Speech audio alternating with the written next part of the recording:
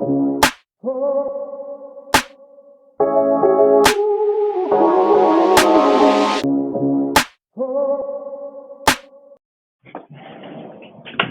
guys, and welcome back to Programming N. And today, I'm going to be showing you how to build a drum game in Scratch. So this game is kind of like, you turn your camera on, and you tap your fingers on the drum or the cymbals, and it makes a sound.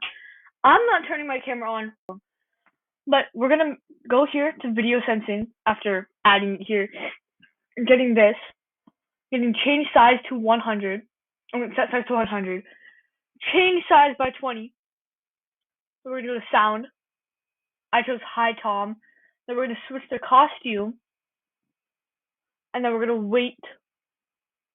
Then we're going to change the size back by -20. And we're going to switch the costume again. Then we do the same for this. But we're not changing the size of the cymbal because it's big enough. So switch costume to drum cymbal B, which makes the sound little thingies here. Wait 1 second after starting the crash cymbal and drum cymbal A. And that's it. You just tap it and boom.